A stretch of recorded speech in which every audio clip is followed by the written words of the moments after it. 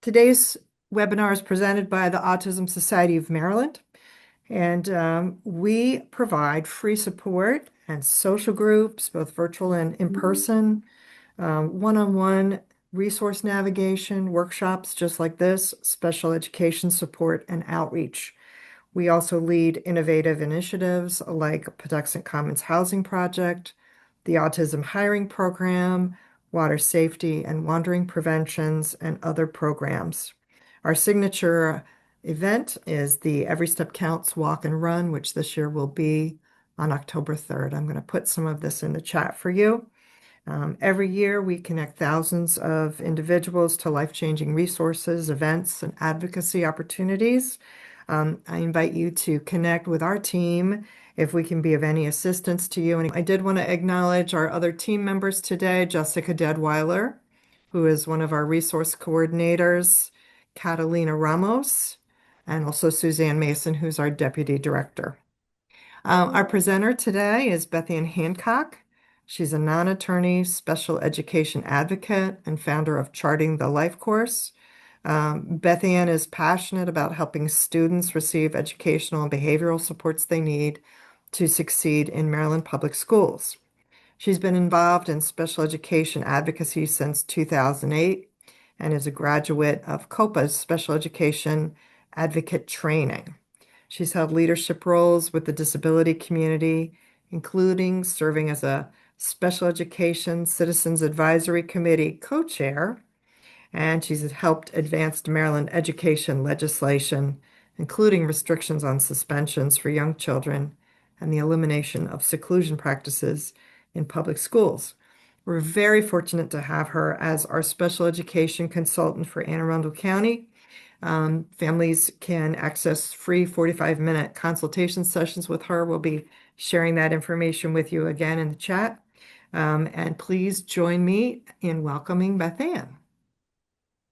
No. Thank you.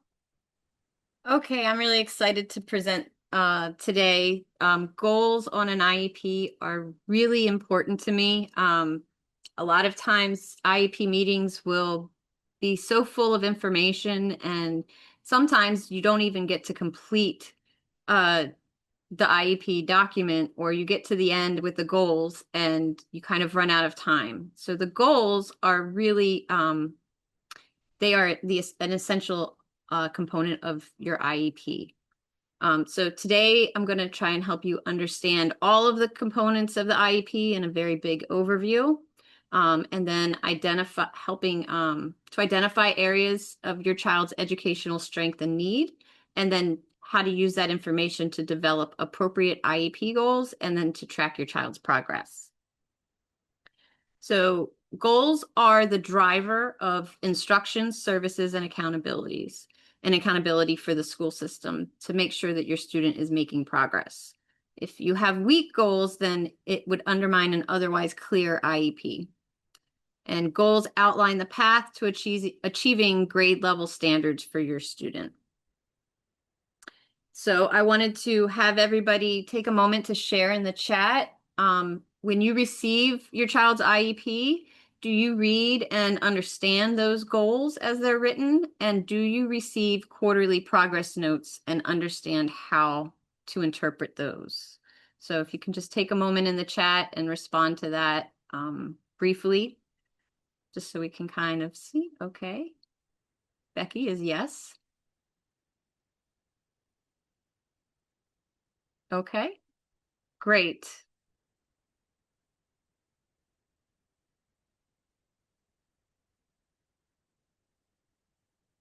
Okay. All right, I'm going to move on here.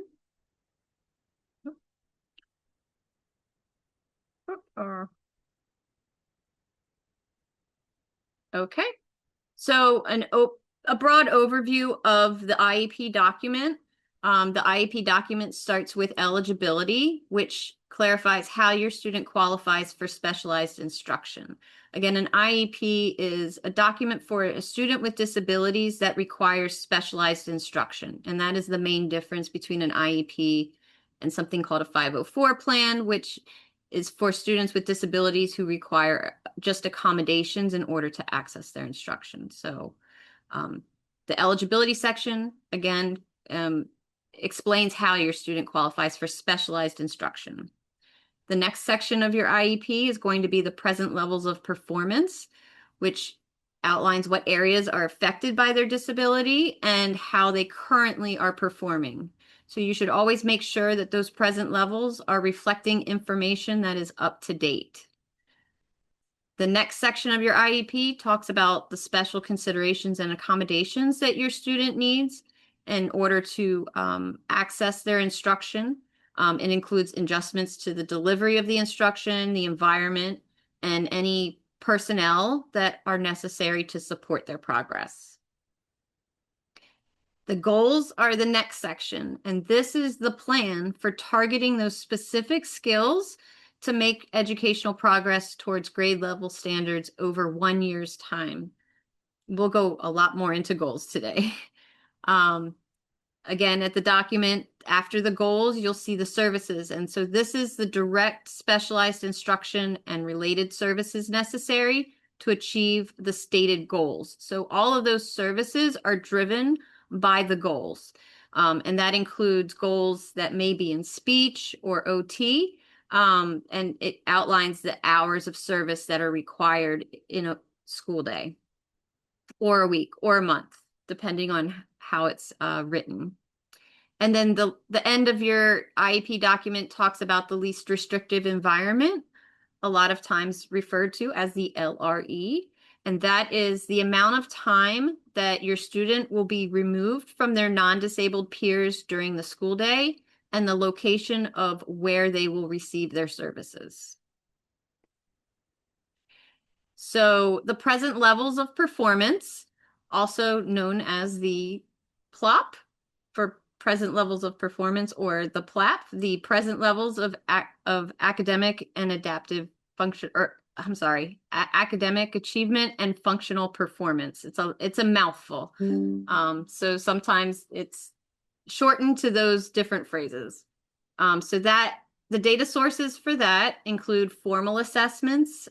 All students usually, when they enter an IEP, have some formal academic psychological assessments, and then depending on what their needs, sometimes they'll also do speech and OT, and there's other assessments as well, again, depending on their needs. It will have benchmark assessment information. So throughout the year, your child's teacher may do some benchmark assessments that are a little bit more informal. And some of the common ones would be like iReady, QRI, the DIBELS, the kindergarten readiness assessment if they're in kindergarten. And so information from that is sometimes used in the present levels of performance. Some progress data from previous IEP goals. So they may reference last year's goals and the progress that was made there in order to have that data. And then classroom observations by the teacher, work samples, and other input from the teacher. In the present level section, after each section of academic area or functional area is sectioned off, there is a parent input area.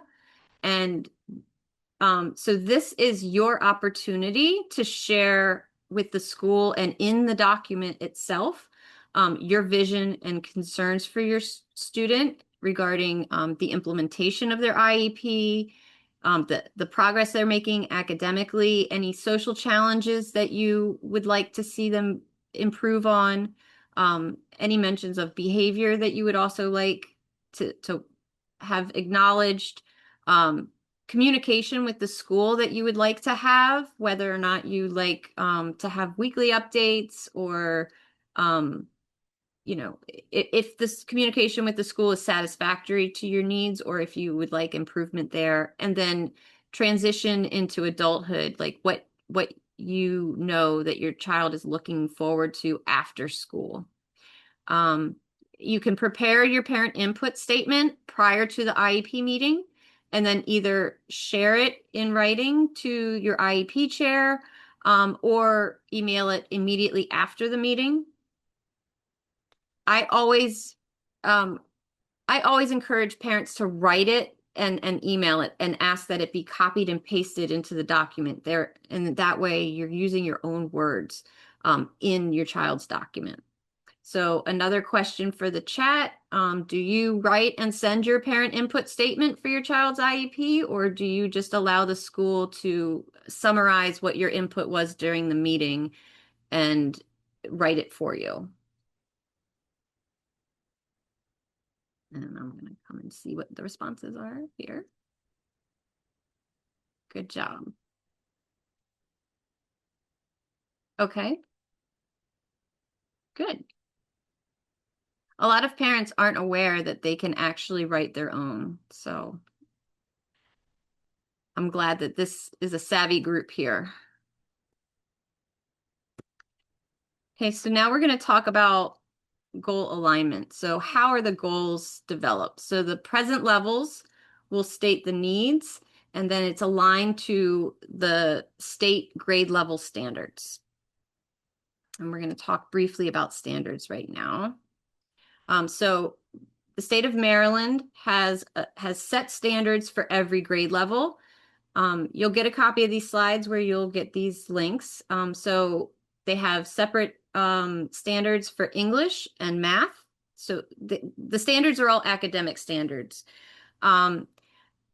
Something to note, Maryland is actually updating their math standards for next year, and they are currently running family information sessions to describe those and introduce some new tools, and also talk about ways that you can help your child over the summer prepare for math in the coming year. I'm going to paste in the chat a link to register for one of their upcoming sessions. They will be offering it in English and Spanish, but unfortunately their registration form is only in English, and then you would just at the bottom have to indicate that you need language interpretation. Those sessions are going to be held on June 10th, June 18th, and June 27th, and they offer them at varying times of the day so that it fits your schedule. So I encourage you to attend one of those sessions if you can, to learn how math is going to be a little bit different. The standards will be a little bit different in the next school year. Okay. All right, so this is what a sample standard for grade 1 English language arts it would be. To demonstrate that your child will demonstrate understanding of spoken words, syllables, and sounds, also called phonemes. And then it's broken down into four little substandards. So one is that they will distinguish long from short vowel sounds in spoken syllable words. The second is that they will orally produce single syllable words by blending sounds, including consonant blends. The third is that they will isolate and pronounce initial, medial, vowel, and final sounds into spoken syllable words. And the fourth is that they will segment spoken single syllable words into their complete sequence of individual phonemes. It's a lot of academic language. But this is an idea of what the school uses in order to base your goals on, based on your child's needs, things that they're going to need extra help with and need specialized instruction for. And I just want you to note how each standard has an abbreviation. So sometimes the standard is referenced by that. Okay. So some of you may have heard of SMART goals. So we want to make sure that all of the goals that are written in IEPs follow the SMART acronym. And SMART stands for specific, measurable, ambitious, realistic, and time limited. Okay. And then we're going to move into a case study. So I'm going to present a sample student and kind of go over how the goals are developed and the progress is tracked on his goals based on his present levels. So Joe is an 8th grade student with an IEP. His primary disability is multiple disabilities, specific learning disorder, and other health impairment. He has dyslexia and he also has ADHD. So we're going to examine his present levels in reading comprehension, and then we're going to analyze the associated goal proposed by the school team. And then we're going to look at the progress that they report. So Joe currently comprehends text at a 5th grade level. So this is a sample of what you would see in the present levels of performance section on his IEP. So on September 12th of 2025, he was given the QRI to measure his reading comprehension. Joe was given a 5th grade short informational text. That would be a short nonfiction text. He answers the explicit questions with 100% accuracy in 4 out of 4 questions with 1 look back. So then they looked at exit tickets, which are kind of those are like quiz benchmarks throughout the curriculum. And he from the first marking period, he demonstrated that he worked when he works one-on-one and he has text read aloud to him and or positive prompting to stay focused, he can demonstrate reading comprehension for explicit questions. So that's answering a question that is the answer is in the text. When a quiz was given one-on-one with a teacher-guided annotations and read aloud, he scored 80% on a reading comprehension quiz. On October 17th, his quarterly assessment demonstrated that he's able to infer the author's purpose, and that is referencing a very specific state standard. Oops. So in his strengths, I want to show how you analyze that data. So the strengths we have the dates in purple. So that's showing the recent, how recent this information is. What I put in blue is the actual data sources that these were taken from. And then in red, I have highlighted what supports were provided to him in order to achieve those scores. And then in green at the bottom is a reference to the state standard. So for his needs, when participating, I apologize, hold on a sec. One moment. Okay. So when he's participating in the QRI, he was given a 5th grade short informational text. Although he only had 10 errors, he struggled to keep his place while reading and read at a slow rate. He needed to look back to the text to answer 1 explicit question and was prompted to look back in the text to make an accurate inference. His answers to 2 of the inferential questions were not accurate. And then inferential means that it's a question that he has to actually process what he read and come up with an answer that he can't find the words for in the text specifically. He answered them with 50% accuracy in 2 out of 4 questions. His reading comprehension is measured to be instructional at 5th grade. And then on September 29th, there was a district benchmark that was given to him in a small group. He was unable to identify the central idea or determine a character trait based on the character's actions. And then again, they reference a standard. In October 17th, for his quarterly ELA, he was provided headphones for text-to-speech in a small group. He was unable to infer a character's trait by their actions, and he was unable to identify the central idea of a story. Classwork from the first marking period demonstrates Joe has difficulty answering inference questions accurately. Even when given small group or one-on-one support and having the text read to him, his accuracy is below 50%. In March, his current comprehension assessment shows that he's able to now answer inference questions and about characters' actions and thoughts with 50% accuracy. And he was able to identify the central idea of a passage or text with 50% accuracy. So you can see the time, there's after about 6 months of time, he is increasing in his progress in those areas. So now when we're going to go for a goal for reading comprehension based on that data, remember we want it to be SMART.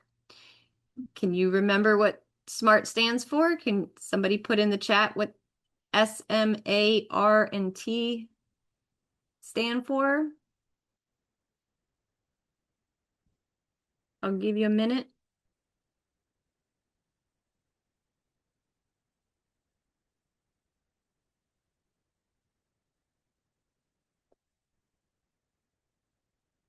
Okay, measurable is the M. R is going to be realistic. SMART. So yeah, so the S stands for, here we'll go. Got a little slide here. The S stands for specific, M is measurable, A is ambitious, R is realistic, and T is time limited. So let's look at the proposed goal from the school based on the data that we saw in the present level. Given a grade level text provided with teacher-led annotation notes, prompting to mark the text and limited required reading, Joe will be able to determine central ideas or themes of a text and their development over the course of the text, including its relationship to the characters, setting, and plot.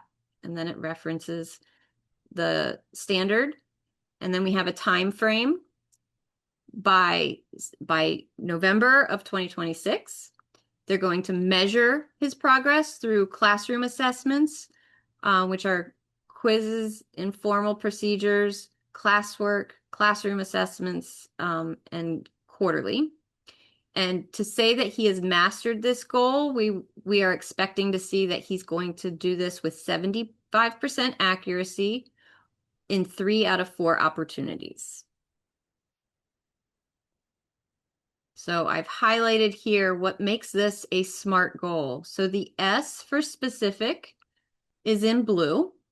Joe will be able to determine the central ideas or themes of a text and their development over the course of the text, including its relationship to the characters, setting, and plot. What's measurable is down here at the bottom, where it talks about what data they're going to use to measure it and then how it will be measured. Ambitious is that he's given grade level text. So remember, he's an 8th grade student and he's currently reading at a 5th grade level. So we're going to give him this at a grade, we're going to test him on a grade level text. The realistic is what supports he's going to have in order to access that grade level text. He's going to get teacher-led annotation notes, prompting to mark the text, and limited required reading. And then time limited is the time frame here. So this is supposed to be achieved with this amount of accuracy by November 13th, 2026, which is generally going to be his next annual review.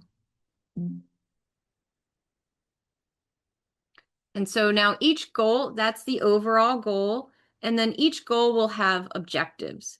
So the first objective is that they're going to give him a grade level text with all of those supports, and he's going to answer main central idea or theme of questions with accuracy, the same amount of accuracy, 75% accuracy in 3 out of 4 opportunities.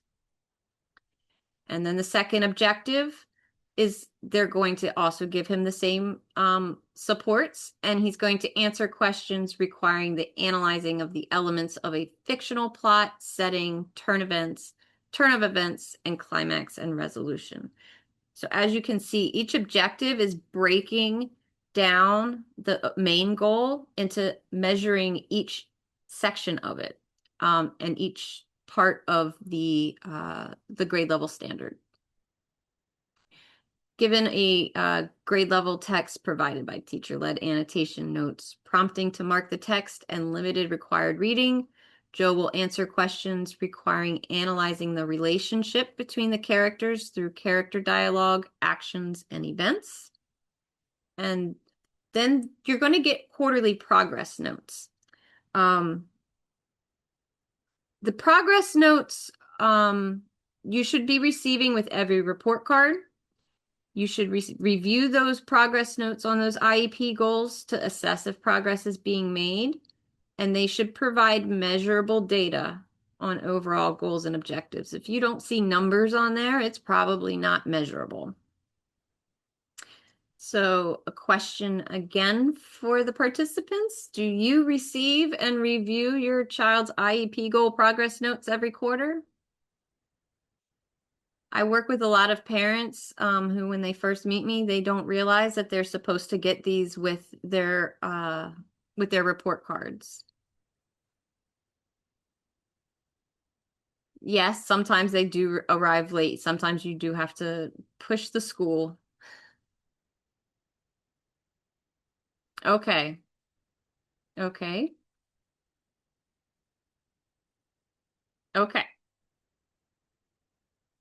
So yes, once that report card comes, that's generally when those goal reports are received. And honestly, these goal progress notes are equally, if not more important than your child's grades. So definitely push the school once the report cards are released to ask them when you're going to receive those IEP goal progress notes. So now we're going to take a look at the progress notes that were received for Joe based on that goal. So progress report 1. So here's the date of that progress report. It was the end of the second quarter. Every progress note for each goal will have a progress code. If whether they are making sufficient progress to meet the goal, not making sufficient progress to meet the goal, or if it has not been introduced yet. So here's the description. So in Joe's case, he is not making sufficient progress to meet his goal. So data was collected for the goal that Joe will be able to determine the central ideas or themes of a text and their development over the course of the text, including its relationship to the characters, setting, and plot. So here we have how many times they tried. Remember, he needed 4 opportunities in order to achieve his goal. So the first opportunity was given on December 5th. And so they took information from the district's benchmark SCLT test. It was given in a small group, and he was able to answer those inference questions with 50% accuracy in 1 out of 2 questions. He was able to identify the character's internal conflict, but not the theme. Trial 2, he was taken from an exit ticket, and it was given in whole class, and Joe was unable to answer all 3 of the inferential questions. Trial 3, January 6th, during the district quarterly assessment, he was unable to answer any of the inference questions again. He spent less than 5 minutes on the quarterly. So that's a red flag that Joe might be rushing through his tests as well. And then trial 4 in January, on January 13th, there was a reading comprehension quiz, and he was unable to answer those inference questions. I'm sorry, this should say he was able to answer the inference questions with 33% accuracy in 2 out of 6 questions from the novel that was read aloud in class. So the next steps are describing again that it may be skewed by his learning behavior difficulties with academic tasks. So when given assessments, he rushes through them, and the focus will be trying to support Joe to participate in reading comprehension strategies in the small group. The next progress report for quarter 3, Joe is still not making sufficient progress to meet the goal. So data was collected, and this is the restating of the goal itself. So the first trial, I apologize. Let me go back for a second. Oops. Yeah, I apologize. I can't go back.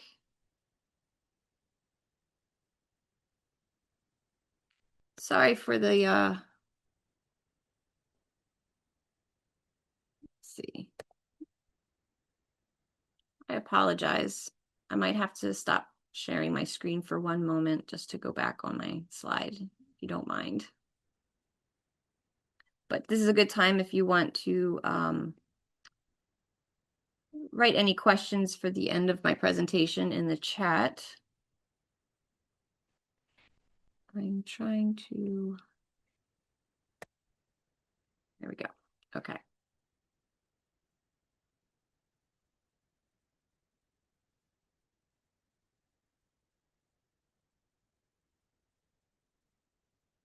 See if I could share my screen again.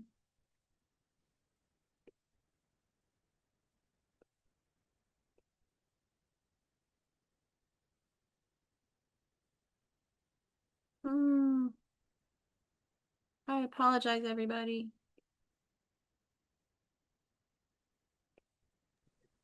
It's all right, Beth Ann. And then, as Beth Ann said, if you have questions, please feel free to put them in the chat. Looks like you're back up now. Okay, perfect. I apologize. Okay. Yeah, I wasn't unable to backtrack on my thing. Okay. So progress report 2. Here we go. So we're talking about determining the central ideas or themes of the text and their development over the course of the text. Okay, so on February 5th, he was able to identify the central idea and cite the correct evidence. And so his goal on this objective was 100% accuracy. He did a quiz on February 13th, and he answered 1 out of 2 explicit questions and 3 out of 3 inference questions about the characters and setting. He was unable to identify the central idea of the passage. His overall score is 66% accuracy on that objective.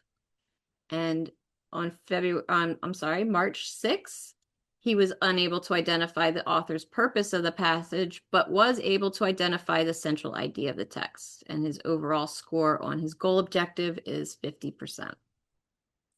And then on March 12th, he was able to identify the author's purpose of a passage with 50% accuracy in 1 out of 3 questions.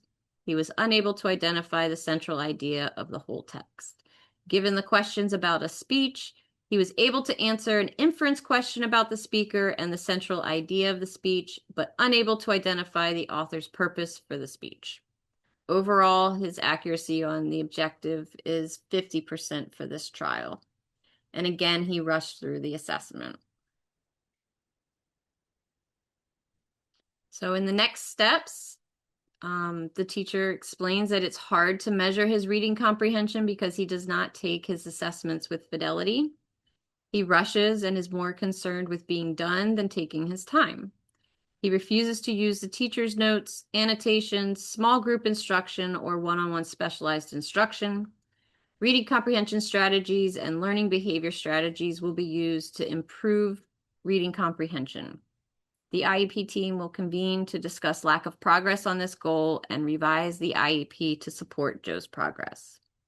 So generally, when the student continues to not make progress on a specific IEP goal, that should be a call for the team to reconvene and, just like this is stated, to develop more strategies to help where he might be having some issues, such as the learning behaviors where he's rushing. So in the chat, has your child ever been identified as not making sufficient progress on their IEP goal?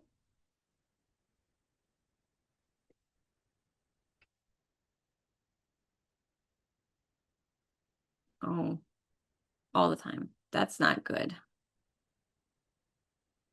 Is your team meeting to address that lack of progress? That might have been a better question.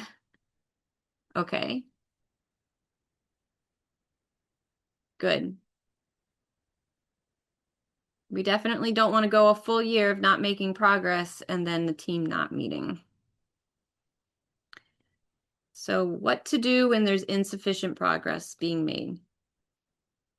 If they don't seem to be on track to meet that overall goal by the end of the IEP year, the team should meet to discuss what may be hindering that progress, update supports, including foundational skills, interventions, and other instructional supports, environmental supports, and personnel supports. And if behaviors are impeding a progress, a functional behavior assessment can be requested, or if he or she already has a BIP, then reviewing that BIP again. The behavior intervention plan, which is developed after the functional behavior assessment, and that could be a whole nother webinar. But if your child has behaviors, you're probably familiar with a FBA and BIP in that process. So a lot of times teams will first look at maybe lowering the goal target. We don't want that to be the first and only solution considered. We first want to consider if there's other supports that we can put in place before we go and lower the target, because that target should have been developed as a 1-year target in the first place. I'm briefly going to talk about something new that you might have seen in Maryland on your IEP, called Narrowing the Gap Goal. So this is new for this school year. The IEP teams are still trying to figure it out a little bit. The state is offering guidance. I know that they're offering some more intensive updated guidance very soon over the summer. So you'll probably be hearing more about this. It is for academic areas, and it's where the student is performing 2 or more years below grade level. It does not replace the need for grade level standards aligned goal in those areas. It just is an addition to. So say Joe has some reading comprehension difficulty that may be based on his decoding of words. So he may have a phonics goal that may be a goal that is more aligned to a lower grade level standard, but it's a foundational need for him in order to be able to better access his, or better perform in his reading comprehension. I'm sorry. I even put an example here. An 8th grade dyslexic student like Joe with a reading comprehension level of 5th grade may need an additional goal in decoding to improve reading skills. So some final notes today. You are your child's most important advocate. Always ask for any clarification on language in the IEP that you do not understand. I know that the language in these goals and the present levels was a bit complex, but that is what it mostly looks like. So anything that may be confusing, highlight and ask the teacher prior to the meeting to explain it a little bit to you, so that when you go into that meeting, you feel fully informed of what's being discussed and you can participate. Make sure that you receive draft IEPs and information that's going to be shared and discussed at the meeting 5 school days before the annual IEP meeting occurs. Ensure that the goals address the areas of need in the present levels and that they align with the grade level standard, and that they are ambitious yet realistic for 1 year of progress. And if you ever have concerns about your child's IEP or progress, you are entitled to request an IEP meeting. And those meetings should be held within 30 days of your request. You do not have to wait until an annual review in order to meet with your student's IEP team. And so now we will open it up to some questions. I don't know if Well, questions have thank been you, Beth posted. Ann. We've got a couple questions here. Okay. Um, I noticed that sometimes goals are written with a date to master the goals by the end of the year versus the end of the quarter. I'm trying to close the reading gap my son has, which is about 4 grades, and I want to hold them more accountable throughout the year because I don't believe he's been getting the services required for many years. What's the best way to structure goal dates? When there's a lot to cover and you want to have them held accountable, like to quarterly progress, one way to do that is within the objectives, having the objectives have dates that are like by the end of the quarter.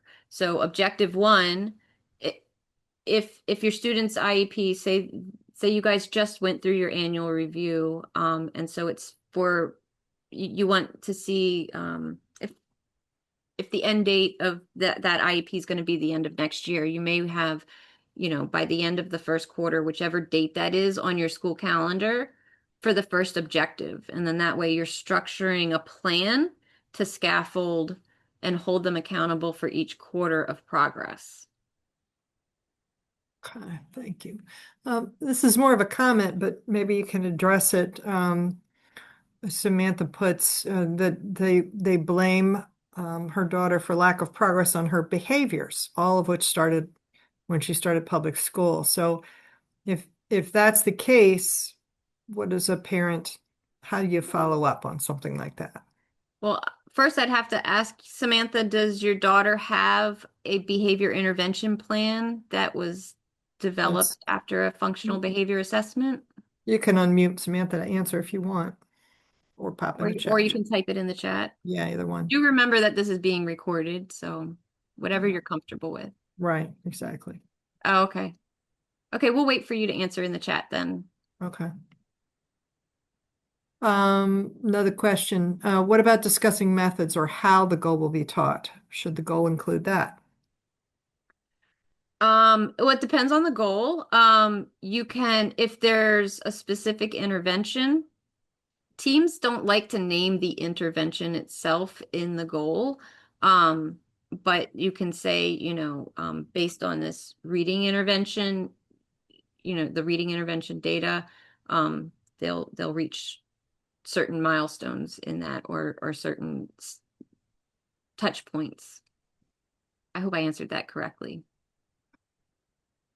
Samantha did put some more Okay. information. Are you seeing the sort of on Okay, so she Wednesday? had an FBA. Uh-huh. Um, so the FBA is the first part in developing a behavior intervention plan. The FBA is a collection of how often and for how long she's currently demonstrating targeted behaviors. And from that, they look at what happened right before the behavior and what happened right after. And they take that data to kind of understand what what need was she trying to meet in order by demonstrating that behavior. So was it a sensory need? Was she trying to avoid a sensory experience or gain access to a sensory experience? Was she trying to gain adult attention or peer attention? Was she trying to avoid doing a specific task? So first you need to find out why is that behavior occurring? And then from that information, you develop a behavior intervention plan, which outlines the behavior. Okay, so she has that and they say there was no antecedent. Okay, there's always something that happens right before. Like there's always like whether or not it's related to the behavior or not from the school team's perspective, that something happens right before the behavior. And that's why we do that functional behavior analysis to determine what keeps happening right before you see the behavior so that you can determine why the behavior is happening. So yeah, I would definitely go back to that. For them to say there is no antecedent, that doesn't make any sense. Um, so when they can't, okay, well, we'll come back to that. That's a different question. So I don't know if there's other questions before that. I'm A going to go couple, ahead. referring to executive function deficits, it seems like school is only relying on meeting goals, though through just expecting a different result. I'm not I'm not clear on what the question Uh, is. Hi. Relying on I meeting goals. Okay.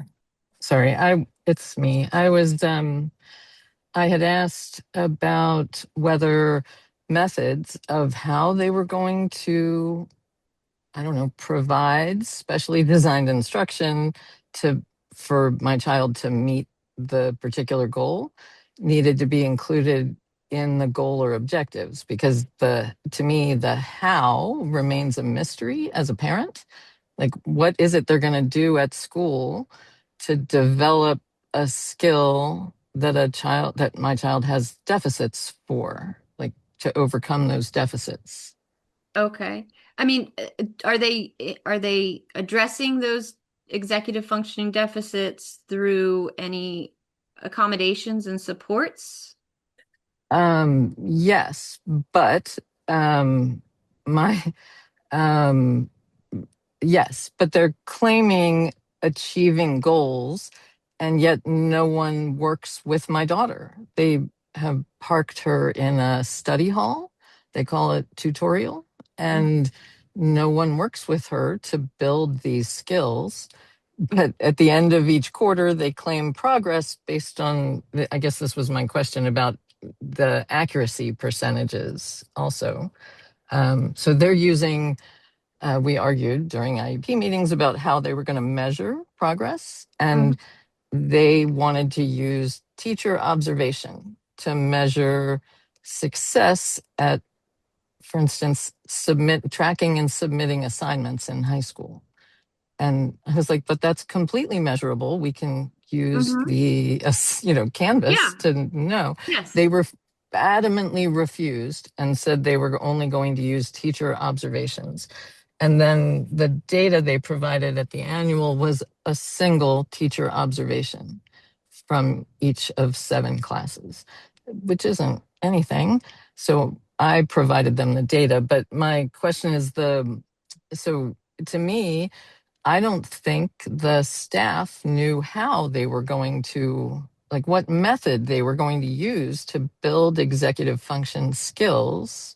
So I feel like it needed to be explicitly stated in the goal. Mhm. Okay. Um, and so I'm asking, is that a thing? Because it doesn't seem to be part of the SMART Yes. process. Yes. It's definitely a thing that some staff are confused about how to track data and provide data. Um, it does need to be measurable. So one of the first steps to do is to find out like who the instructional specialist is at the higher level of the schoolhouse, to ask if they can maybe join a meeting and discuss that with you, and provide some guidance for the team. Sometimes it really is that teams don't understand, some teachers don't understand how to report or track data. But I would start with Well, your so district. I'm actually less concerned about the data than I am if they're not sure how to implement the goal, like how to, because Right. I literally feel like they're just Mm-hmm. expecting my child year after year to have success, but no one's Right. building like, I feel like the instructional method, though it's not anything like Orton Gillingham, like somebody needs to figure out how they would, I don't know, is the term scaffold this Mm-hmm. student so that she can build some skills and then fade the support later. But Right. Okay. Well, I, so my I'm asking, isn't that something that can be built in or no? yeah, it should be, yeah. And so again, my suggestion is the same, is to kind Yeah, of find out at the district level who the instructional specialist is and ask for their help in, recruit their help in kind of explaining to the team what you're asking for and what's possible, and then having the team helping the team develop those ways that they're actually going to um, help your accomplish child. this. Yeah, Yeah, yeah, yeah. help your child with that goal. Um, Hmm. so I would always start I always recommend, going up the chain, instead of, automatically like emailing your school board member, right? Like we're gonna like there are people in the central office is quite big. And there are people in positions in the central office that are meant to kind of provide that guidance for teams that might be struggling, and working with the district as much as possible, before going to higher level methods or dispute processes, you know, kind of builds that teamwork of like I'm going to go above you, but I'm going above you in a way to get help, so that this doesn't become a due process issue, right? Of a denial of fate. Okay, couple more questions. What are the steps to take when the school can't provide data to support the progress report notes? Also, what type of data should be kept in the child's records to show the IEP goals and objectives are being implemented? Okay, so kind of the same advice, like finding, going to the central office, to the instructional specialist or compliance, to ask about that. So every the school should be keeping data, to back up whatever data, they should be keeping the data that they're collecting on each goal when they report progress. So if you're reading progress that doesn't seem correct, or it doesn't seem like it was based on data, you always have the opportunity to request a copy of that data and then discuss it, either with the school team themselves, or again, somebody at the district level, to make sure that IEP is being followed and that the data is being collected appropriately. Thank you. Had a question about, is there a time limit for IEPs? And I think that's been answered that there is not a time limit. Others have Um, gone over, or oh, there is is. that the case? There is? Okay. There is, yes, on the first page of your IEP document, on the bottom corner, it tells you, so each IEP itself is a time limit of 1 year. In order for your student to qualify, the eligibility is 3 years. Every 3 years, your student needs to be reassessed, in order to determine if they remain eligible for specialized instruction. So yes, there is absolutely timelines on, time. I think this was about a meeting, so Oh, apologize on a if I meeting. didn't. So if you ask Yes, for a meeting, yes, it's 30 yeah. days. They've got 30 days to schedule a meeting, at your request. And then the meeting itself, is there a time limit? Is it? I apologize. That's Okay. okay. That's good to have all Um, this. so yes and no. If you feel like, if the team only has an hour to meet, like they can't say we need to get this annual review done in 1 hour, and whatever you get in an hour, like, is what you get. Like if you need to schedule, to reconvene to continue the meeting, you can do that if there's time limits on the people who are attending. You can't, I mean, I've been in very long IEP meetings before, but sometimes there's other meetings that are scheduled that they must get to, so they can always reconvene to continue the conversation. Having a agenda ahead of time is really helpful in order to make sure you get all of your points across, um, or all of your points discussed in the meeting, um, and trying to plan for your meeting to be about an hour as much as possible. But it depends on what the topic of the meeting is. Some meetings are going to just naturally take a longer time, and Okay, so they may need multiple meetings. thank you.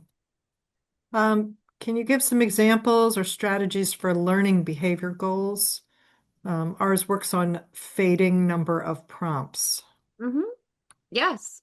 So fading number of prompts is absolutely a good behavior goal.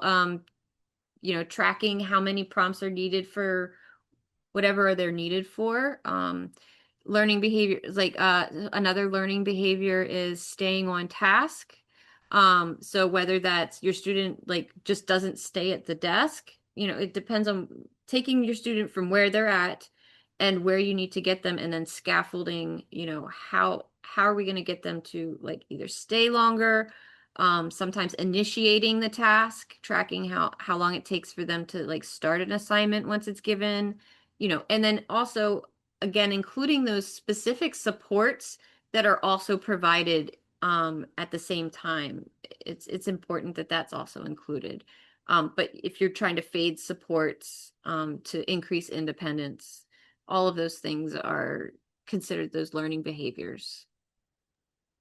Thank you, Beth Ann. I think that kind of rounds out our questions. I did repost in the chat if you're interested in a special education consultation and you're in Anne Arundel County, that would be with Beth Ann.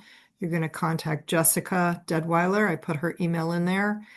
And then if you're in Howard County, Sarah Somerville can assist, and I put her email there. We have special education consultants. We're happy to help you wherever you are, but those are specific free 45-minute consults that are funded through those counties very generously. So I want to thank Beth Ann for being with us on a wonderfully informative session. I know you guys will take this information um,